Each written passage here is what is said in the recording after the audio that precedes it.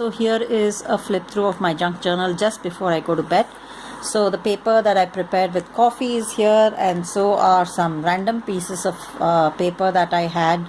I think I have a lot of stash of paper. I have a tendency to collect things, so this is a good way of using up that paper creatively. And inspired by Priya's and other videos on junk journaling, I decided to do this. So this is a cover of a traveler's notebook that I had already made. I have bound the notebook with artist wire. My original plan was to put beads here. It's copper. You can see a part of it here. But I would put a charm, but that I'll do later. Embellishment comes next. First is just the journal. So here is a piece of a part of planner paper that I put in the landscape way. Because I told you about my love of knitting, I decided to punch holes and kind of hand stitch one of my favorite brown wools. I think I will put my photograph here. I have stamped it with a Jaipur wooden fabric stamp and just made it messy. So this is a nice first page. I just felt so good doing this. So on the other side is hello sticker, which I already had, and I didn't know where to put it, so I just put it here, and it nicely is framed here. These are stickers that I got from Itsy Bitsy, and so I felt I wanted to see what it looks like. It almost feels like it's a part of the paper. This is the coffee stained burnt paper with the vintage feel. Actually the paper is cracking, which feels very good. I'm thinking whether I should give it, if you notice, it's a bullet journal kind of paper, so I'm going to journal something very nicely about the process of making this journal here. Here's another coffee page, and that lovely stain mark.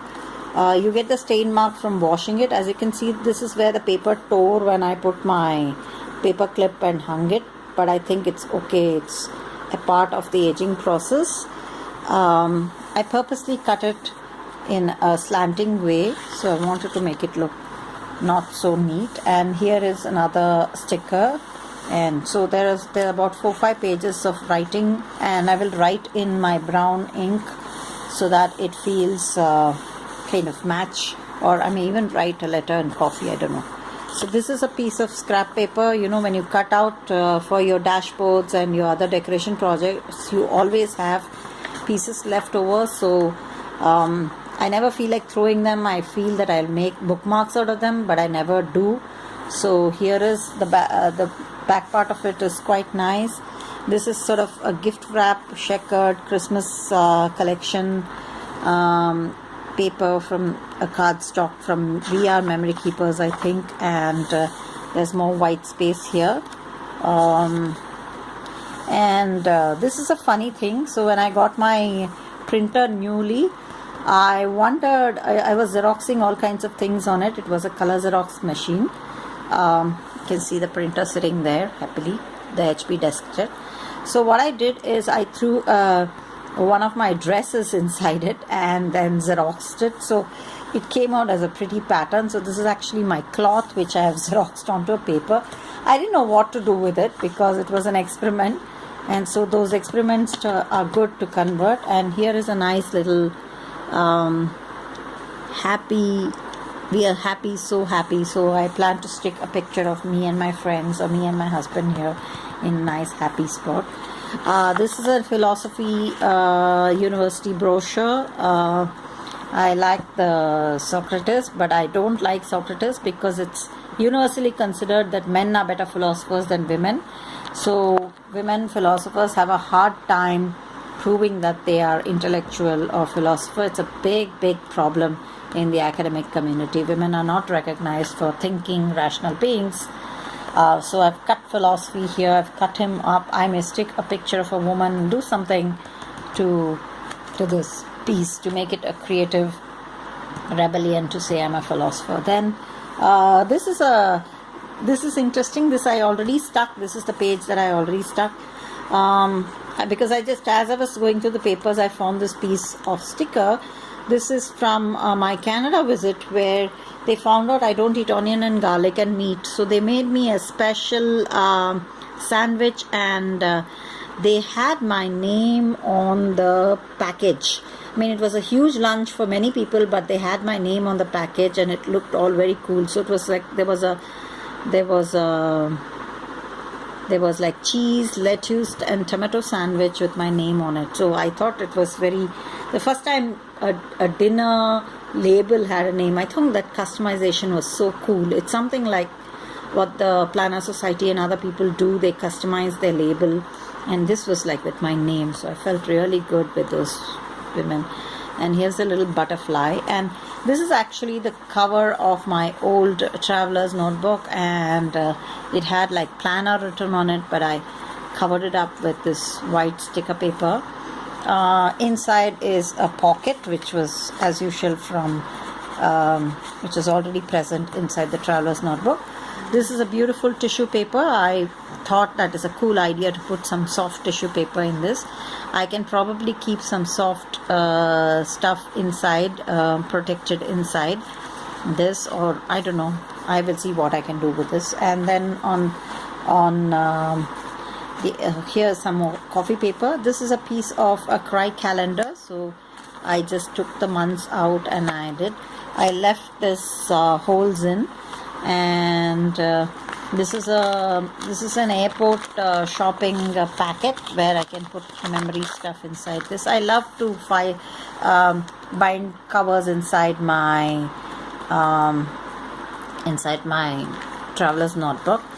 So here is a Bombay shop, a pizza place, and they had this little time machine, and they also had a map at the back of the fort area. So this is a cover from Kalmane Coffee, which is my favorite coffee. It's called Mysore Nuggets, and so I put this coffee cover. It actually smells of coffee. The whole journal smells of coffee now because of the coffee. And I put this little sticker, Bus First Coffee, and coffee bean washi tape, which I had. So first coffee and then the time machine. So I thought it's very nice. And here's a little map and coffee. Maybe what I'm thinking of doing is to use this side and write down all my favorite coffee quotes. There's a whole set of them. I remember putting them in a journal, but I've lost it, so I will do that. And then here is the other part of the I'll probably slit and use it to keep a pen or something. Here is the other part of the calendar. It's a cry calendar, so they have very lovely pictures. So look at the rich color at the bottom. So definitely worth doing stuff in this for scrapbooking. It's very good, these papers. So buy a good calendar and you can use the paper for scrapbooking. The paper again, the coffee paper. The one side of the coffee which I put the coffee on, and the other part are very different. It's very glossy, as you can see. It's very strong paper. Tissue again, and the other side of the traveler's notebook, the other side of the brochure. These are all just the other sides of the things I've already shown you. So here is the little 3-ring binder of the planner, which on the other side, if I can remind you, I put these holes in. I also stitched up the calendar here with that same wool. I think it's pretty. I will do more things with threads and twines, maybe make a lot of these kind of holes and try doing stuff with which combines wool and the journaling part. And I'm so excited to show you all this. It's my first attempt at making something like this. I would never ever put all kinds of paper into this kind of it's all very neat.